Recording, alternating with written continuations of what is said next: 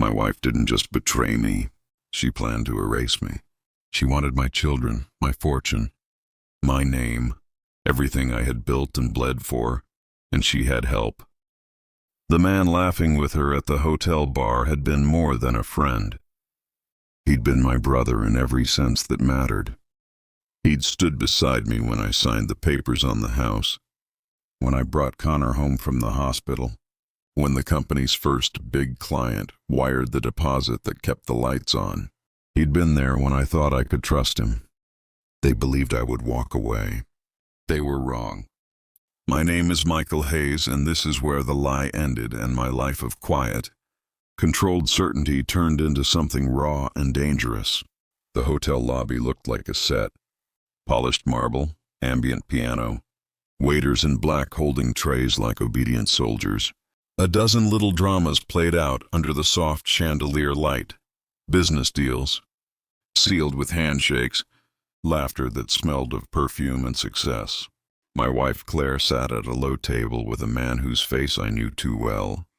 Nathan Price. His laugh was the same as when we'd toasted one another at my promotion last year. The same hand that had clapped mine at my son's first baseball game. He leaned in and did the thing men who think they own the world do. He touched her hand as if it belonged to him. That was the first breath out of me. I clocked them the way I had once clocked threats in a security briefing. The angle of his shoulder, the way her head tipped back when she laughed.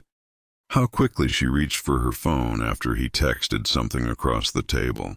I watched everything. Years of analyzing patterns in people's behavior, reading micro-expressions in boardrooms and interrogations in places that smelled like metal, and fear trained my eyes to gather information before conclusions.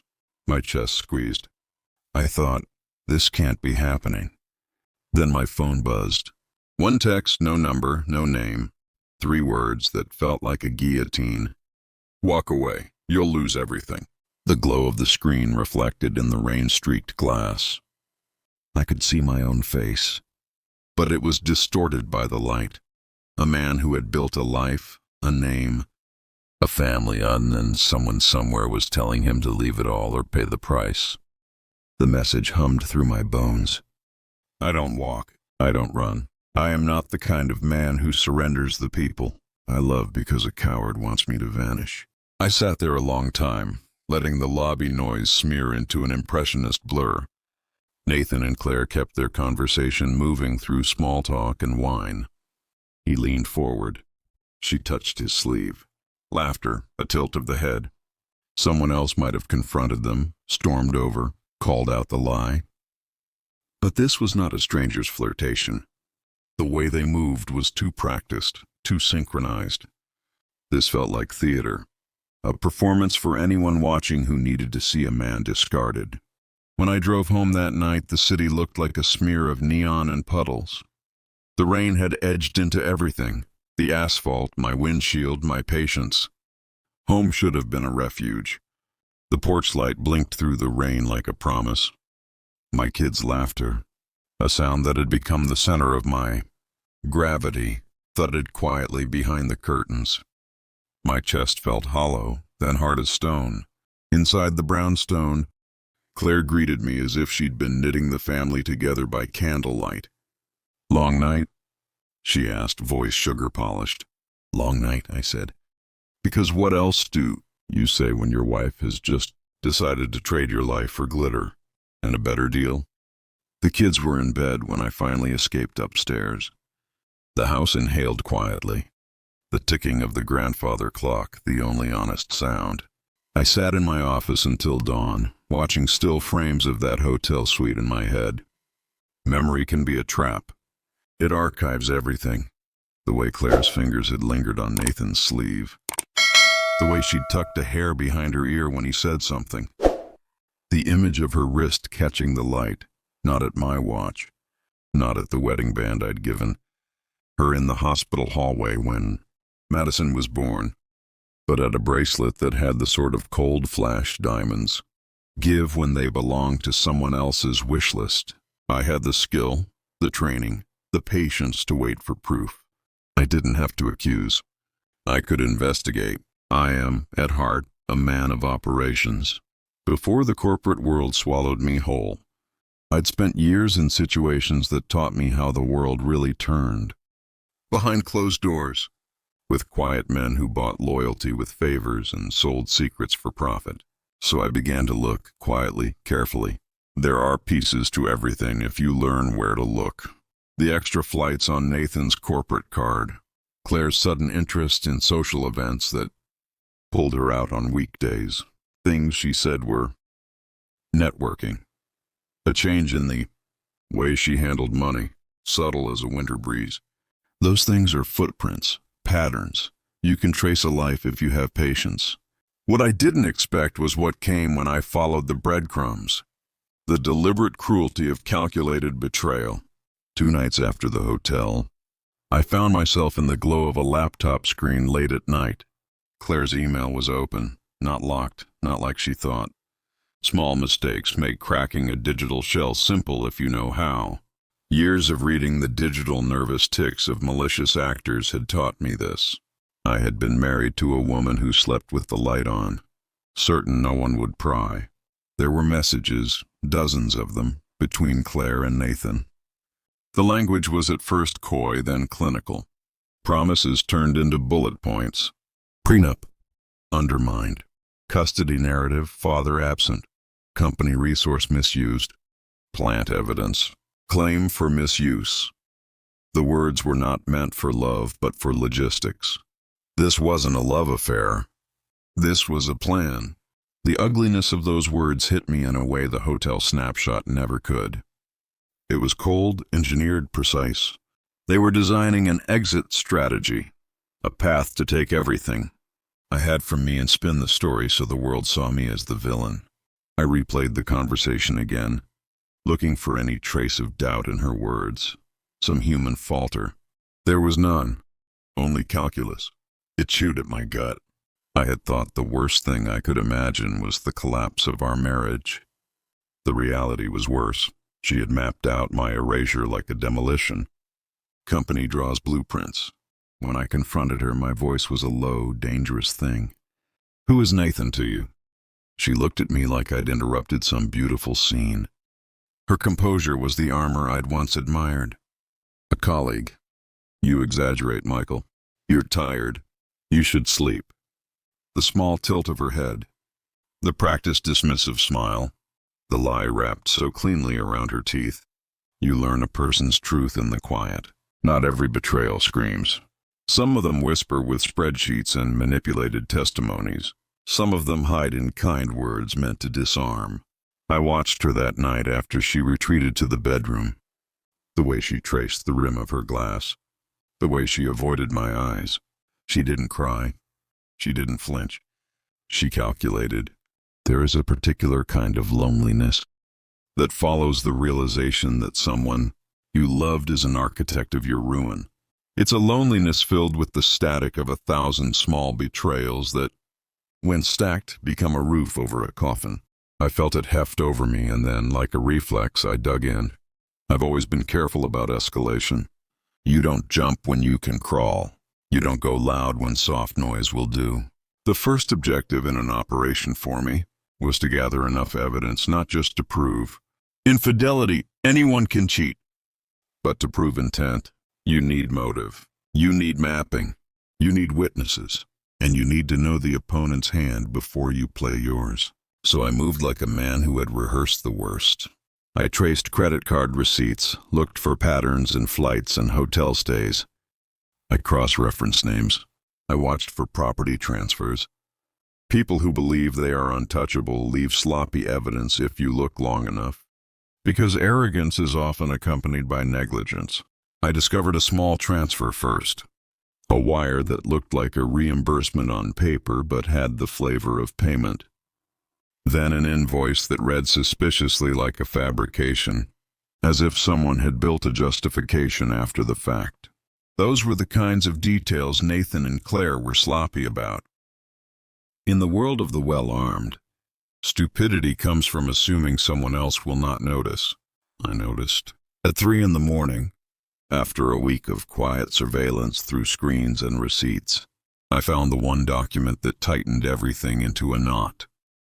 An email chain between Nathan and a lawyer, Lawrence Keir, the kind of high-priced, smooth-tongued man who polishes trouble until it shines like a normal problem.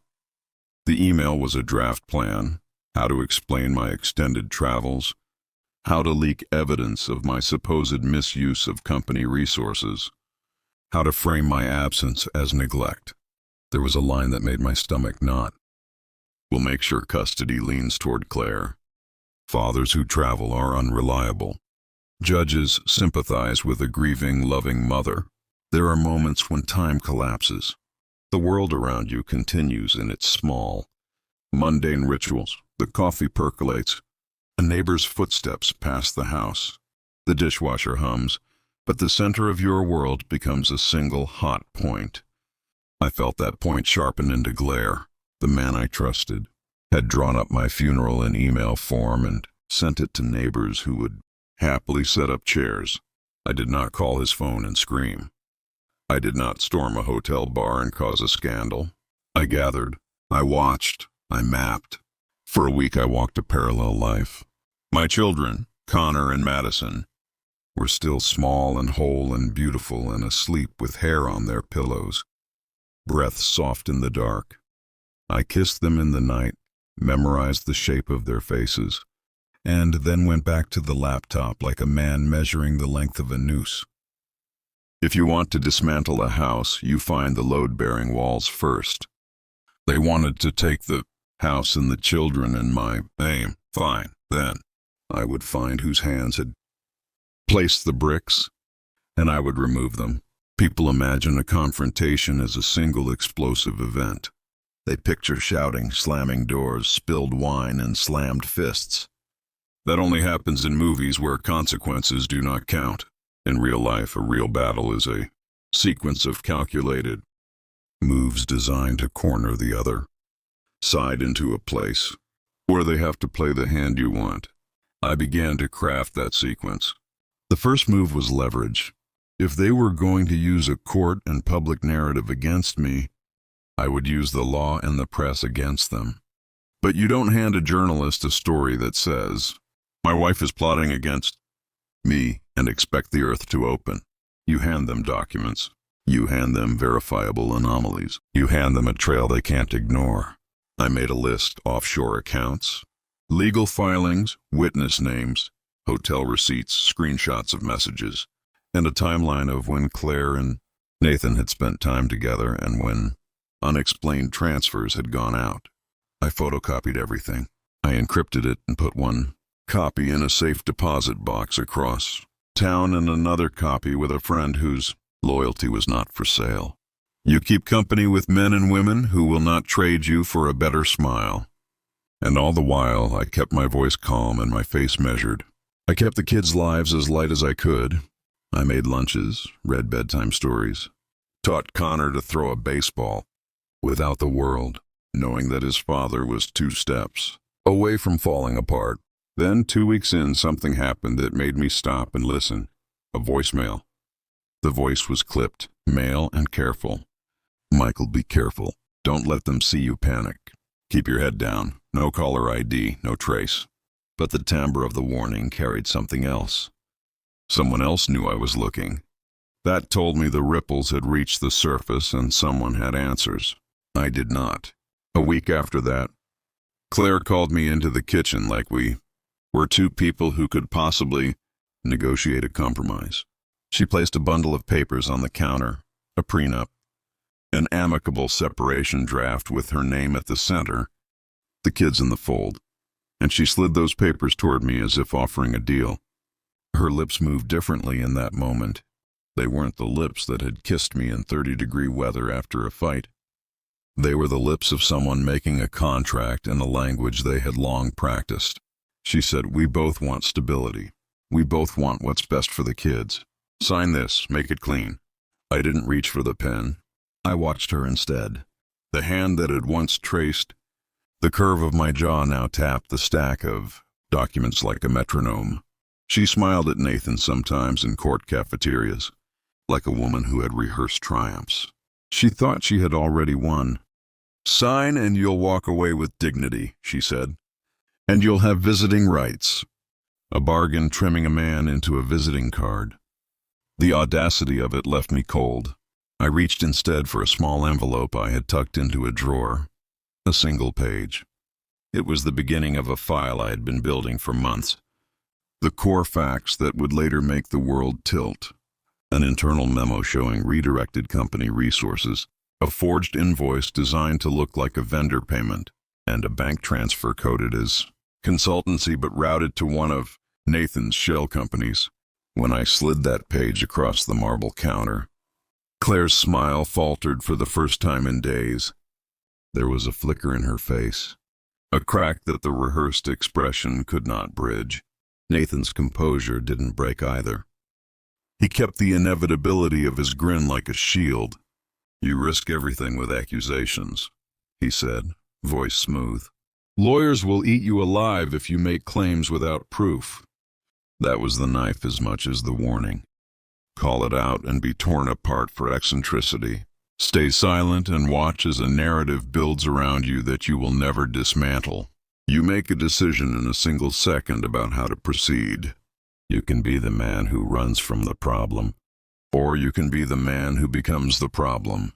I chose the latter. That night I placed another call.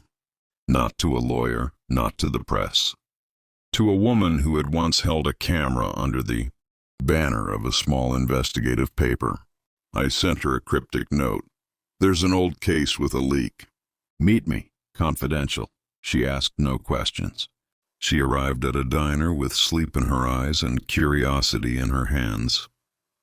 For the next hour, over coffee that had gone cold, I fed her a map, the documents, the links, the timeline. I did not ask for headlines. I asked for someone who could hold a light in a gutter and make the truth visible. The game was moving. The players had not realized that the rules could be rewritten. And for every piece they'd moved forward, every fake invoice, every staged photo, every carefully timed trip, I had an answer ready. When you fight to save something you cannot replicate, your children's safe childhood, their mother's true face, the name you had spent your life shaping, you are ruthless in a way the world will not forgive. Love makes men monsters and saints both. I'd chosen my path. At the close of part 1, I sat at the desk again. The rain had subsided into a thin, persistent drizzle. The city had gone quiet in a kind of exhausted hush. I opened the safe deposit, copy of the files, and stared at the list of names. Nathan, Claire, Lawrence Keir, and, buried in the stack like an insult, the final line that made my breath stop, a signed, notarized form that had already begun the process of transferring significant shares of my company into a trust that was not my own. They had started the engine. The baritone of the situation tightened into a throat-closing moment. They had moved. They'd booked the yacht. They'd written the scripts. They'd put the first observers in the stands. They thought the play had begun, and the audience would only see the final scene. I thought of my son's dream-smeared face in the morning light, of my daughter's small fingers knitting the blanket she loved, of the promises I had made in the hospital when Claire had squeezed my hand and whispered that we would be okay. Those promises were not things to hand over. They wanted to erase me. They had taken the first steps. I would take the last. By the time dawn crept light into the windows, I had a plan that would not be pretty. I had to be precise, surgical. I would not let fury be my strategy. Patience would be my weapon, and truth my projectile. I would show them their own hand, place it on the table, and then make sure there was no way back. If they thought they could make me vanish quietly into the night, they were wrong. They had nominated me a ghost. I would make them live with their ghosts, and then watch them burn. They taught us in training to look for silence as much as sound. In a room full of voices, the softest things are the ones that matter. The rustle of a jacket, the click of a pen, the absence of laughter where there should be laughter. Once you learn to pay attention, entire plans announce themselves in the quiet between words. That's what the weeks after my discovery felt like. An orchestra of silences that, when tuned closely enough, began to sing. The hotel snapshot was a hurtful image. The email thread made it a wound. But what followed? The things they left undone. The hurried justifications. The professional arrogance that assumes everyone else is stupid was the thing that sharpened my purpose. People who think they own the story rarely bother to sanitize everything. They clean the stage, but forget to hide the props. I began with households, not ours at first because that would set a different alarm.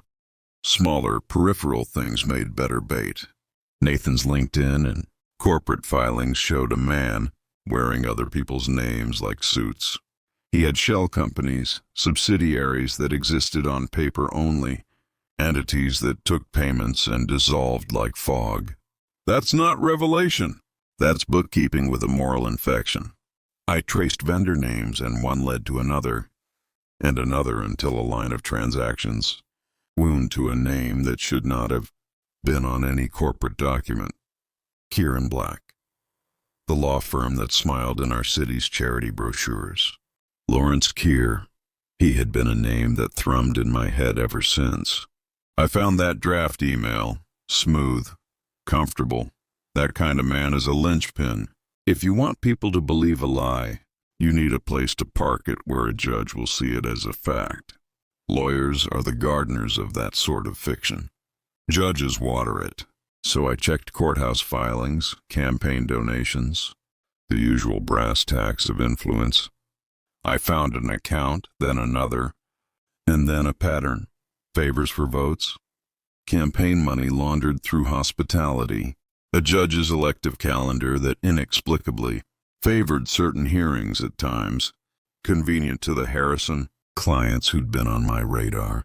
It was not definitive on its own, but it gave shape to the architecture of deceit. It suggested that if I pushed the right lever, the whole thing might tremble. Work required camouflage.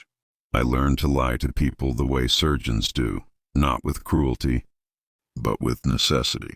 To friends I minimized. Long hours, I said. Stress, I palmed under words like a magician palming cards. My assistant, Becky, noticed the long nights and left voicemails of concern, but I let her worry. You don't reveal your hand in front of the staff who still collect your mail. To Claire, I kept a face like winter glass, hard, reflective, unreadable. She tried to prod me sometimes. In those moments, I offered her small courtesies, asked about her day, told Connor to practice his pitch, said I'd be home for dinner. Habits, anchors, they buy you time. Time was currency now. Every hour I spent calculating paid dividends and data. I set up a small ops center in a bookcase-lined study and rotated lights to make it look like I was working. In truth, I was wiring in a second brain. Secure storage, parallel logs, encrypted channels. I re-engaged old contacts, not the kind who sold favors, but the ones who kept their pride in their teeth. People who remembered what I'd done for them once, and kept small loyalties as currency for future storms. They came in quiet. One by one, an IT ghost named Jules, who could get into anything without leaving fingerprints. A private investigator called Marcus, who smelled like old books and had a knack for parking lot conversations. A former prosecutor turned journalist, Lila Reese, who still carried a notepad, and the kind of curiosity that makes people dangerous when combined with access. Together we began to build the map. Lila wanted proof she could publish. Marcus wanted leads' names. Jules wanted puzzles and the satisfaction of puzzles solved. I wanted the truth, exposed in the machine that had constructed the narrative torn apart. We started small with Nathan. Surveillance is simple theater. Watch, confirm, track. It's not glamorous. It's repetitive. Still, after the first week, a pattern emerged. Nathan flew often, but never on his company's dime. He booked under alter ego. names and used limousines that weren't on his corporate account. He had a regular pattern of meeting in the same two-star hotel in certain port cities, places that allowed anonymity and the cheap discretion of room service that would later be used to craft an alibi. When I cross-referenced flights with hotel receipts, the match was clean. There were strings of nights where Nathan's corporate card intersected with Claire's merchant codes in ways that defied coincidence. The deeper I dug, the more blatant their arrogance became. There was a hubris there. They believed themselves to be smarter than I, smarter than the law, smarter than our marriage. That hubris would be the fulcrum that opened their empire. But hubris is a slippery friend.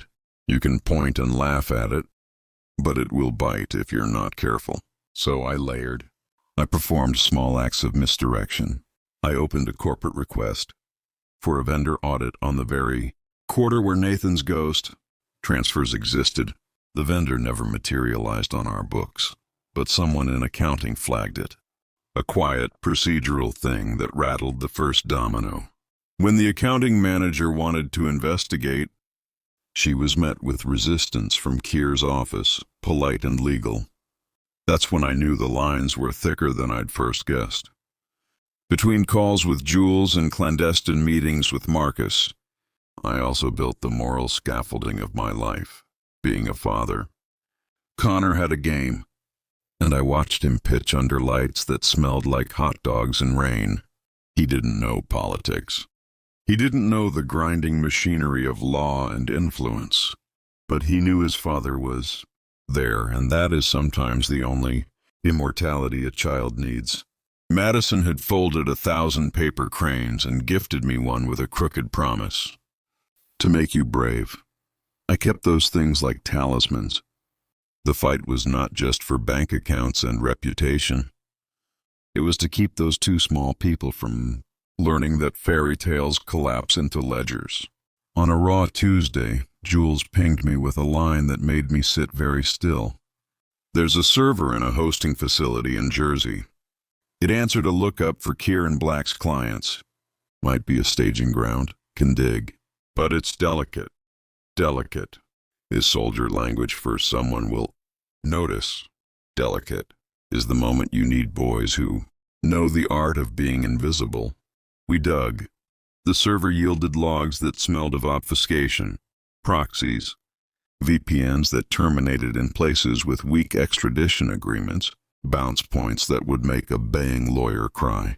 But inside one cache I found a string of encrypted documents that, when Jules pried them open carefully, contained drafts of narratives. Drafts, not finished products. Minutes from a meeting where somebody had suggested a tidy story. Workaholic father, company misuse, unreliable parent. It read like somebody had outlined the obituary of my life and asked others to sign it. One document, though, was more personal. It contained a voice memo saved as a proof of concept, clipped and grainy. Claire's voice at the end, laughing softly, then saying, "We keep the kids in the sympathy. He's the villain." Then Nathan's voice, low, saying, "We'll give him a story he can't disprove." I played it over and over, trying to catch nuance. The file was a smoking stone. When I confronted Claire with the recording, not in anger, but like a surgeon, revealing pathology, she did not break. She listened, the color draining from her face, yet somehow she managed to look tired rather than guilty. "Michael," she said, voice soft as a closing book, "I did what I had to do." What do people mean when they say, "I did what I had to do"? Sometimes it's a defense. Sometimes it's a plea. Often it is camouflage for something that you will need to unpick. I asked her gently, "What do you mean?" And she said, "This marriage has been hollow for years. You've been absent. They'll believe me. I'm trying to keep them safe." She had a way of folding danger into empathy. She had practiced that face.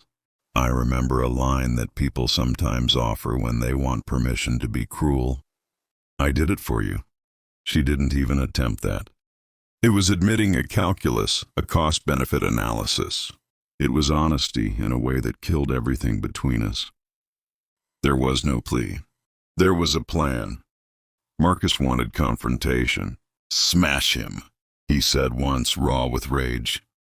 "Expose Nathan. Slap him in the face and show the world the proof." Marcus lived that way, in directness, in heat. I respected the spirit, but the plan needed a cooler head. You don't shatter the stone you need to show as evidence. You expose the fissures and let the stone fall of its own weight. So we took another tact. We fed small, verifiable anomalies to journalists who would not overreach. Lila was precise. She knew the difference between implication and accusation. She wanted evidence that could survive an editor's lawyer. So I gave her anonymized bank records, invoices that showed duplicate payments to companies that did not deliver services. I gave her a redacted timeline and an interview subject who would speak to the pattern of behavior without naming names. Within 48 hours, a local paper published an innocuous piece about unusual vendor activity in city corporations, a piece that smelled like nothing, but to people who had invested in the narrative, it smelled like the first whiff of smoke. The smear campaign began to skitter like cockroaches under floorboards. People with interests began to watch each other. Nathan began to get nervous. He tightened. Claire started posting more photos on social media, charity events, tinned smiles, children smiling at birthday parties. She posted because the world needed proof that she was the picture of motherhood. The contrast between the public and the private was now a theater, a two-headed creature. Then, just as one small pressure valve released, they struck back. A paperless dossier appeared in my inbox, anonymous, colorless, with a hefty attachment. A police report claiming my laptop had been used to extract proprietary data. It was thinly veiled with details that I recognized. The terms of a vendor contract that only an insider would know. It accused me gently but effectively of misusing company resources to spy on a competitor. Someone had planted a narrative that painted me as unethical, which would, if pressed, justify any number of retaliatory moves in court and in public opinion. That's when I understood we were not trying to outplay random players. We were in the middle of a war where rules were dirty. If they could paint me as a thief or a predator, the optics would change. Judges who rarely saw the nuance of such things respond to the shape of evidence and the pressure of public perception. For them, a father on the defensive is easily framed as an absent, obsessed man. They were prepping a court that would not be fair. I called Lawrence Keir. I did not use an accusatory tone. I left a message structured like a business inconvenience. We need to discuss peculiarities in recent filings and vendor payments. If there's an error, you'll want to correct it. Call me. I played a small game of chess. Call the gardener by the name of his owner. Make the dogs bark and reveal their teeth. The call to Keir was not a threat. It was a lever I saw fit to pull quietly. He called back 2 days later, voice honeyed. "Michael," he said, "we're both in the business of protecting reputations. Let's talk like adults." He invited me to his office, and I went. You can tell a man's appetite for dignity by the way his office is arranged. Keir's was ostentatious, leather and gloss in tasteful moderation. His smile did nothing to relax me. We spoke about hypotheticals. He asked about the sources of my concern and suggested that perhaps a discreet mediation would be better than a court fight. He kept dropping phrases that were not threats so much as signposts. Dignity, privacy, children. He wanted me to step into a room where he would place me on a stage and pull the curtain. I left without a promise. I left with a camera that watched him watch me. As days advanced, the pressure layered. I felt the weight of small gazes.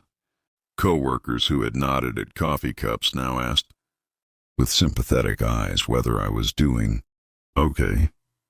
Clients called to say they were concerned about the press. A man close to me texted and asked obliquely whether the family was stable. Another former buddy, the one who had once claimed he'd take a bullet for me, suggested I find a deal and make it clean. The loneliness crept in like winter. People who wanted the sun, when it warmed, their faces were quick to forget the hands that shielded them when the rain froze.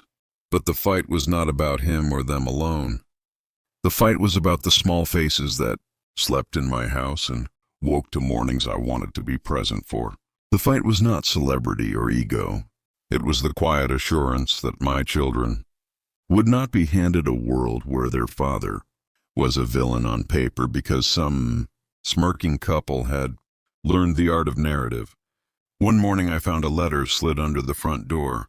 No return address, just a single line inside. Stop. Walk away. Final warning.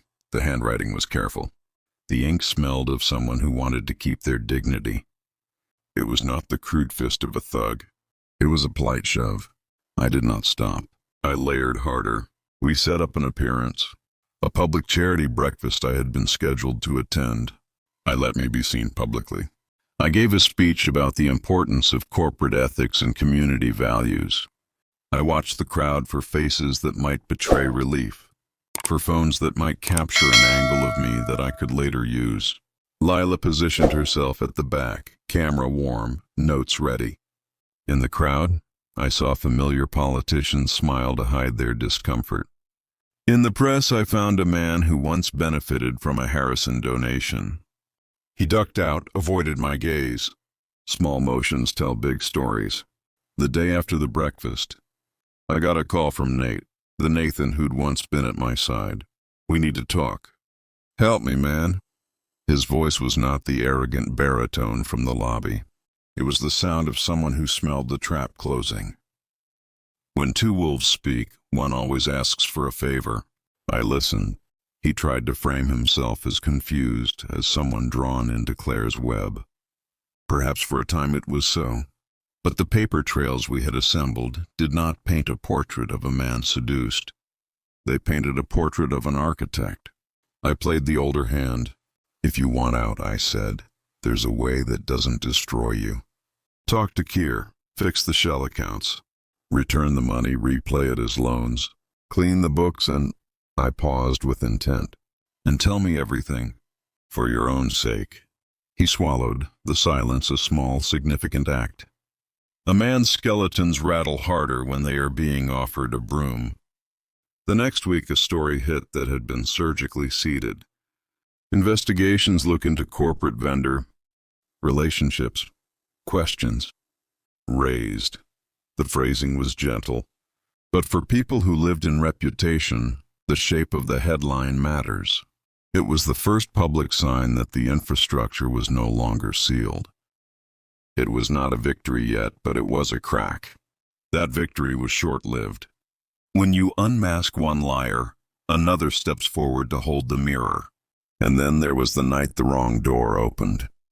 I had been following a lead on a Cayman routing when Marcus called in a panic. Michael, the Keir server, someone pulled a physical wipe. We lost logs. Jules says the scrubbing was clean. I felt the cold again. A machine deleting traces is a machine with resources. You do not scrub a server to hide petty theft. You scrub a server to hide a coordinated assault. Someone had anticipated we would look in certain places and had taken careful steps to make us find nothing. The sophistication was chilling. It meant money, it meant reach, and it meant that the Harrison machine had allies that would cripple a backyard investigation. For the first time, I felt the question that sits under all fights. Are you prepared to escalate until there is no return? Because at this stage it was not a matter of winning a boardroom skirmish. It was a chess match with lives as pieces. Each move that spared me victory risked the children's safety if the other side had more weapons. Each move that burned the field risked becoming the monster I'd promised not to be. At 2 in the morning, I drove out to the docks alone. Because there is clarity in the cold and the smell of salt. The harbor lights were pinpricks like distant planets. My breath fogged in a rhythm that felt older than me. I took the tape recorder from my glove compartment. Analog. If the cloud gets scrubbed, an old tape remains like a relic. I spoke aloud into it as if I were addressing the man who had once been my friend. "This is how it ends," I said into the darkness. Not with the hotels or the lawyers, but with the truth. With every dollar tracked, every wire returned, every word recorded. We will not build an edifice on lies without tearing it down stone by stone. It felt theatrical, and perhaps it was. But sometimes a man must rehearse courage until it sounds natural. Courage is polished by repetition. When I returned, the house was quiet, and Claire's profile on the couch was a small shadow. She didn't walk into me with the force of an accused or the defense of a mother. She looked like someone who had constructed a life out of scaffolding and was now watching the scaffolding burn. She said nothing. There is a language in silence that oftentimes proves more damning than 1,000 admissions. I lay awake until dawn, thinking of the next steps. In the morning, I called Keir back and left a voicemail that was not a threat but a proposition. "We can go public," I said. "I have materials. We should resolve this for the sake of the children. Your client or mine will end this quietly." There was a pause on the line, because the world likes a pause before a decision. "Or," I finished, "we can see how far a judge's sympathies will go when a press inquiry begins to ask more questions." When I hung up, I felt something like a shift. The game had moved to a new room, not only negotiation but exposure. It was a dangerous room to be in. Exposure is a blade that cuts both ways. For every small victory I scored, they matched it and then escalated. A rumor here, a subpoena there. Someone nosed around my financials and found an old corporate expense that could be explained away but looked salacious when handed a bad headline. The pattern of pressure was consistent. Make the man look unstable. Make the man look unethical. Create a narrative where he is the antagonist and the rest play saviors. And yet, for all their engineering, one fact remained raw and undeniable. They had underestimated what measured, patient, relentless proof can do to the most carefully built castles. I could be methodical. I could be patient. The stakes were monumental. But my axis was simple. Truth exposed, consequences forced. At the end of the second month, as autumn began to bruise the city with early cold, a knock sounded at the door. I opened, and there stood an old friend from the unit. Jorge. He wore a coat that had seen better wars and a face that had not. In his hand was a packet stamped with an official seal. He said, "There's something you should see." Federal prosecutors took interest. "They want a meeting, but they're cautious. They asked for everything you have." He smiled, a small, tired smile that a man in his life has when he decides to go to war again. Federal interest is a dangerous animal. It bites deep and changes everything. For a week I alternated between elation and dread. Elation because the law, slow and cumbersome, might actually move on those whose orbit of influence had blinded them to accountability. Dread because federal pursuit brings paper trails, subpoenas, and interrogation. It brings exposure that might someday turn the lights on the small faces that were not yet meant to see the machinery behind the curtain.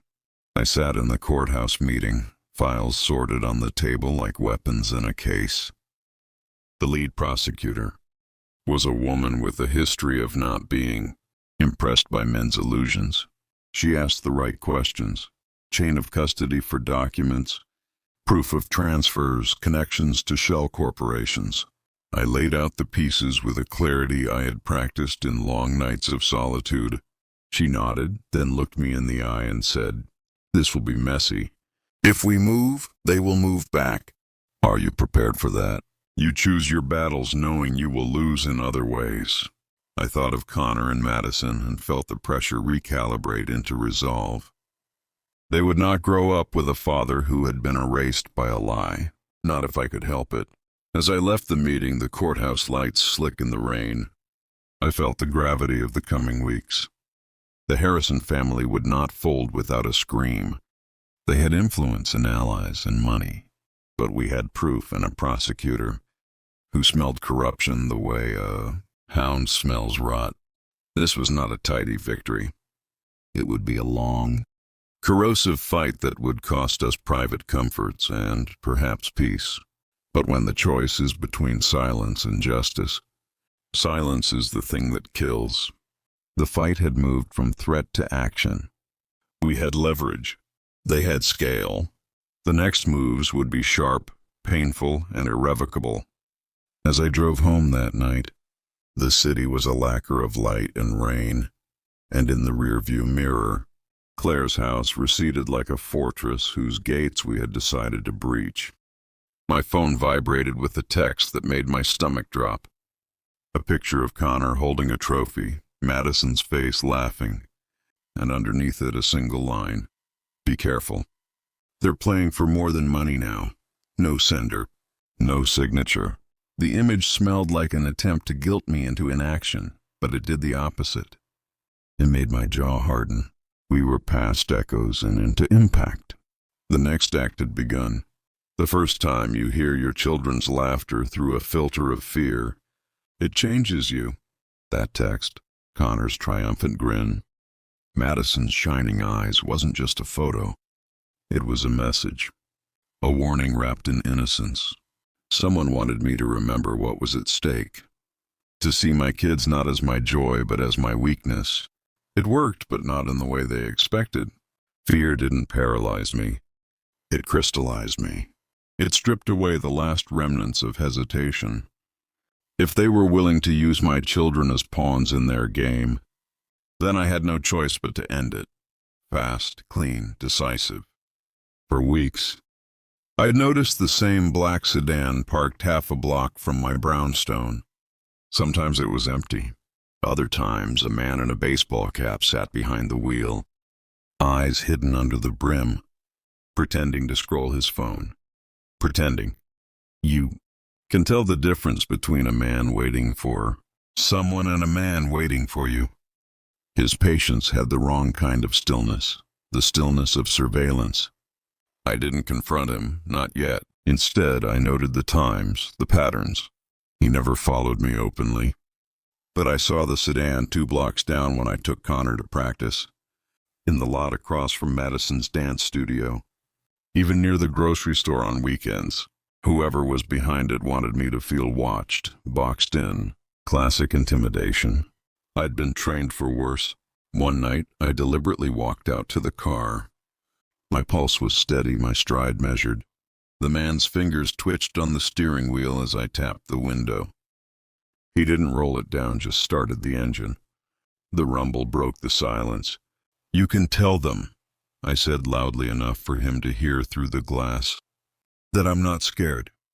He sped off without a word. That was all I needed. Fear was their weapon. Refusing it was mine. The Harrison family didn't come at me with fists or guns. No, their weapon was paperwork, lawyers, and narratives. One morning, a courier dropped off a thick envelope at my office. Inside, a subpoena. They were accusing me of corporate espionage, claiming I'd hacked into confidential files to undermine their business interests. The irony was laughable. They were the ones rewriting contracts, falsifying transfers, laundering favors. But they counted on the optics. If the case went public, headlines wouldn't say, "Michael Hayes exposed corruption." They'd say, "Hayes accused of hacking." That's how narratives work. First impressions bury the truth long before evidence can exhume it. I needed a counterstrike, something undeniable. That's when Marcus, my private investigator, came through. He'd tailed Nathan for days, watching him slip into a luxury condo downtown. But it wasn't Claire he met there. It was a young woman, brunette, maybe mid-20s. dressed like she didn't belong in Nathan's world. Photos showed them laughing together, intimate, careless. The arrogance was breathtaking. Nathan wasn't just betraying me with my wife. He was betraying her too. We dug deeper. The woman's name was Julia, an intern from one of his subsidiaries. She had no idea she was just another pawn in his empire of deception. That gave me leverage, not to use against her. She was innocent. But against him. A man can survive a scandal with one mistress, maybe even two. But a man building a custody case, aligned with the judge's daughter, cannot survive the exposure of a pattern. While Nathan strutted around like a king, Claire started to crack. Her carefully constructed facade was showing hairline fractures. At Madison's recital, she sat 2 rows ahead of me. Every parent clapped, cheered, recorded on their phones. Claire clapped too, but her hands trembled. When Madison bowed, her eyes darted toward me, then quickly away. It wasn't love. It was guilt. Later that night, when I dropped off Madison at the house, Claire stepped outside, arms folded against the cold. "Michael," she said quietly, "this isn't healthy. You can't keep digging. It's tearing the kids apart." Her tone wasn't harsh. It was pleading, almost desperate. "You did that," I said flatly. "Not me." Tears welled in her eyes, but she forced them back.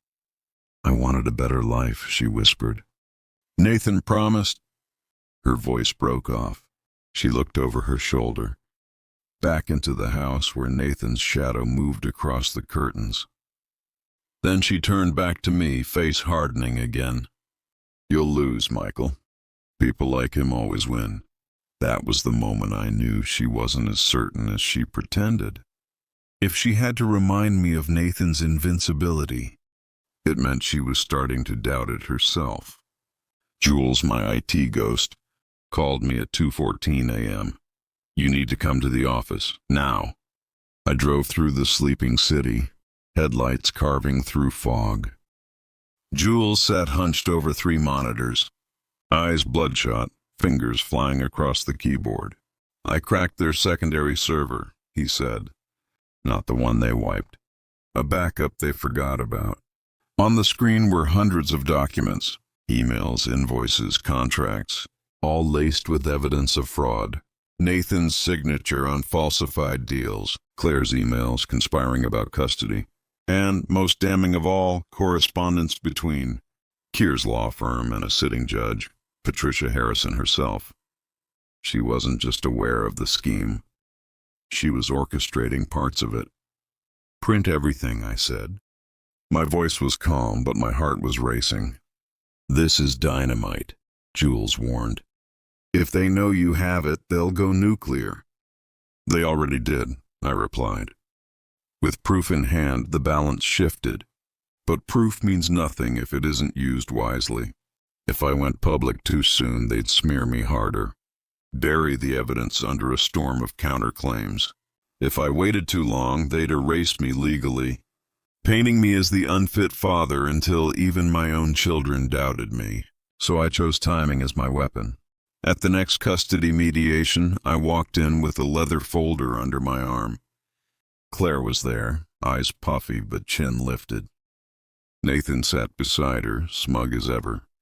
And across the table, Lawrence Keir, their bulldog lawyer, oozing arrogance. They laid out their demands. Claire keeps the house.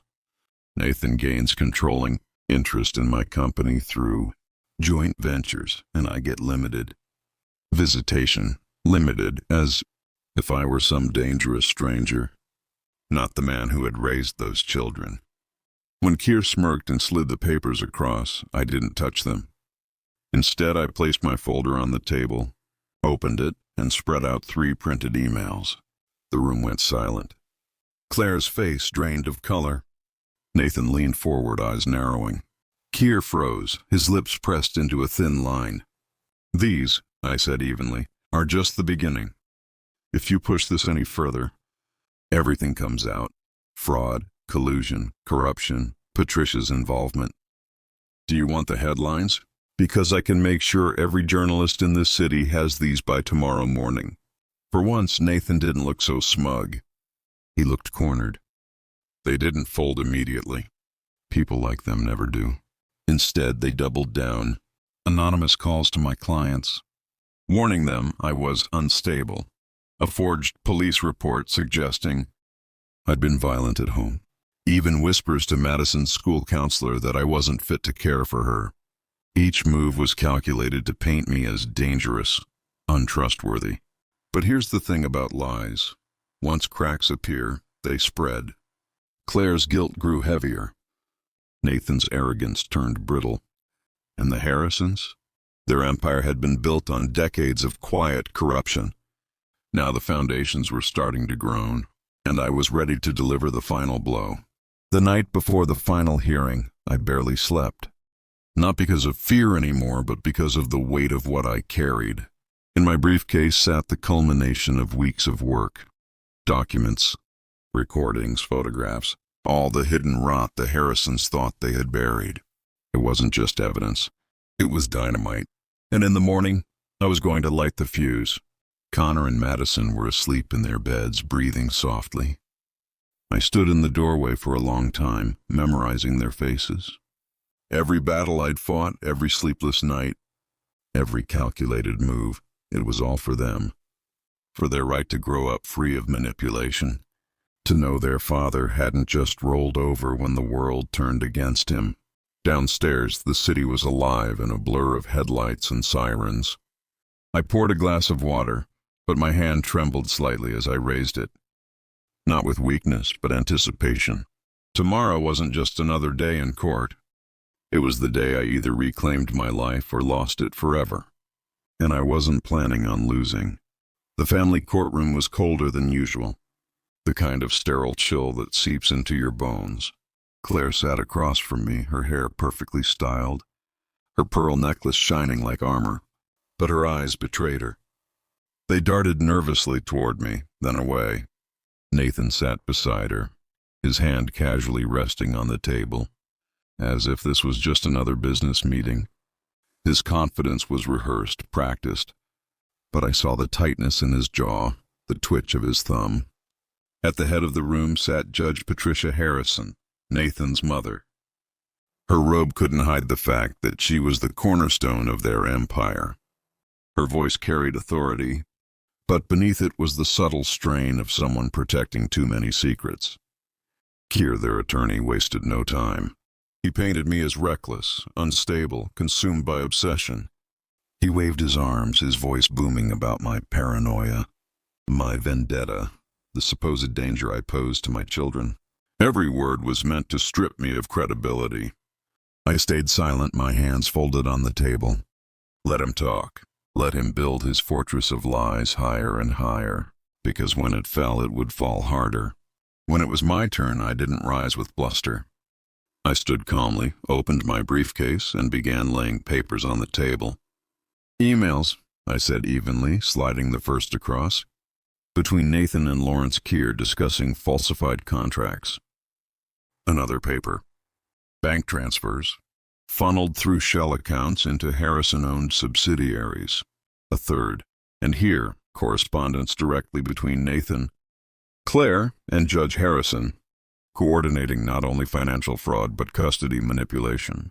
The courtroom fell silent. Claire's hand flew to her mouth. Nathan's face drained of color. Keir sputtered, reaching for the papers with trembling fingers. Judge Harrison shifted in her seat, her composure cracking for the first time. "Mr. Hayes," she said sharply, "this is highly irregular." I looked her dead in the eye. "What's irregular, Your Honor, is a judge presiding over her son's custody battle while actively conspiring with him in private." Gasps echoed through the room. The reporters in the back leaned forward, pens scratching furiously. The fortress of lies was crumbling. Keir tried to object, his voice shaking. "This is inadmissible. This is fabricated." But I wasn't done. I pulled out a flash drive, handing it to the clerk. "Play the recording." On the speakers, Nathan's voice filled the room. Drunk, arrogant, bragging to Julia, his mistress. Claire will get the kids and I'll get Hayes's company. My mother will make sure of it. He won't even see it coming. The sound of his own words echoed like a gunshot. Claire closed her eyes, tears slipping down her cheeks. Nathan slammed his fist against the table. "This is entrapment!" he roared. But it was too late. Judge Harrison stood, her face pale. She tried to declare a recess, but her gavel trembled in her hand. Reporters whispered frantically, phones buzzed, and the clerk scrambled to keep order. I stepped closer, my voice steady but laced with fire. "For years you thought you could bury me. You thought money, power, and influence would always shield you. But you underestimated one thing, the truth." Within hours, Judge Harrison recused herself. The case was reassigned to a different jurisdiction. Investigators swarmed the Harrison estate, seizing documents, freezing accounts. Nathan's smug grin evaporated under the weight of indictments, fraud, conspiracy, corruption. Even Claire, though spared prison, faced the public shame of exposure. When the dust settled, the custody ruling was clear. I retained full rights. Connor and Madison were safe, shielded from the toxic web that had nearly consumed them. But this wasn't just a legal victory. It was a moral one. For the first time in years, I walked out of that courthouse not as a broken man, but as a father who had fought back and won. Weeks later, I sat in the park, Connor on my shoulders, Madison laughing as she twirled in the autumn leaves. The sun dipped low, casting golden light across the city. Life wasn't perfect. The scars of betrayal don't vanish overnight. But we were free. Claire had vanished from the spotlight, living quietly away from Nathan's ruined empire. Part of me hated her. Part of me pitied her. But mostly I let her go. Holding on to anger only chained me to the past. Nathan? Last I heard, he was fighting charges from behind bars, his empire crumbling piece by piece. The man who once thought he could erase me now struggled, just to keep his name out of the tabloids. And Judge Harrison, the woman who thought her robe made her untouchable, faced investigation that stripped her of everything. Betrayal has a way of rewriting you. It forces you to confront the deepest fractures in your life. For me, it taught one thing above all. Silence is surrender. And I would never be silent again. As Connor tugged my sleeve and Madison giggled beside me, I realized something. My fortune, my reputation, even my name. They had tried to take it all. But what mattered most remained untouched. My children, my truth, my strength. And in the end, that was everything.